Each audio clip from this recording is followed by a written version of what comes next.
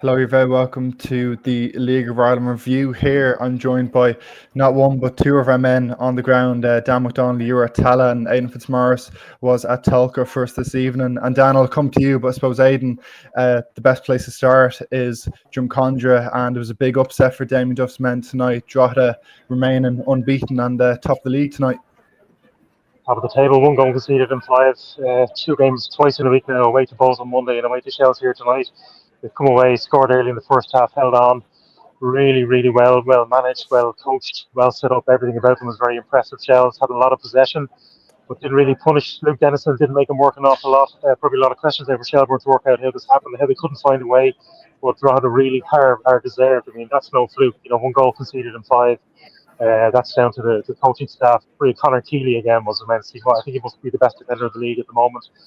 So 500-600 very happy Drogheda fans here, and everyone else in Tolka Park quite depressed really. The first defeat of the season for the champions across the Liffey. Dan, you're at Tala Stadium tonight, and we were talking in the preview how Shamrock Rovers failed to beat Pats across the whole four meetings last year, and they've done it at the first time of trying this year.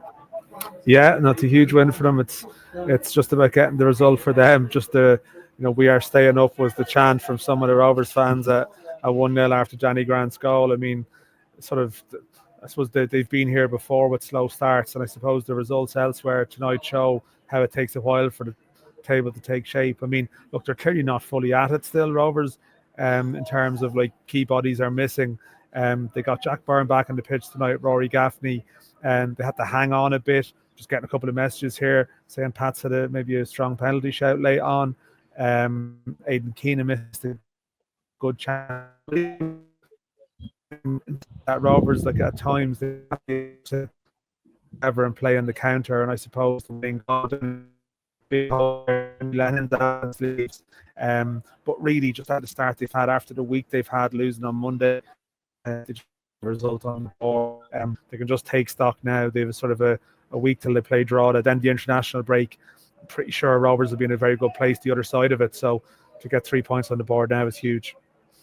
Big wins there for Drogheda and Shamrock Rovers this evening. Well, I kept an eye on Waterford Bowes, and after a couple of defeats in a row for Alan Reynolds' men, the pressure was really on to get a result tonight, and they absolutely blew Waterford apart in that first half. Colm Whelan with a hat-trick within 27 minutes. It was his first hat-trick since 2021, and I think I saw on Twitter there the first half hat-trick in the Premier Division since 2018. So kind of history aside, all that matters for Bowes is the 3 points. Aidan, that's a massive win for them. Just take a little bit of the pressure off, and Colm Whelan off the mark as well for the season. Yeah, well, there was pressure on because Bowes with that game away tonight and away to Pats on next week. I think a lot of Bowes fans travelled in numbers. I think they travelled in hope more than anything. They didn't think they'd get much out of that. But to me, I didn't see the game. But I mean, the messages I was getting out of the bits I saw, it was just a change of formation. Big call. He dropped Ross Tierney.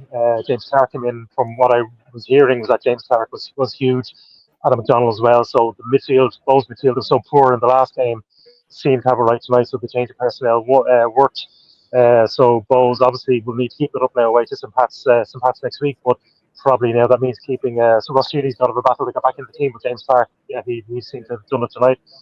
That's a massive win for Bowes this evening, ahead of that massive Dublin derby next Friday. And as you said, Dan, just looking at the final two results of the evening, Derry City 1, Galway 1, just after two defeats for Derry. That kind of eases a little bit of pressure for them. Galway remaining unbeaten, and it was 1-1 down at Turner's Cross as well. Cork against Sligo. Cork with a goal disallowed as well. Sligo down to 10 men in the second half, and a lot of reports from the home fans at Turner's Cross, a few referee indecisions. I'm sure we'll hear a little bit about that in the post-match as well.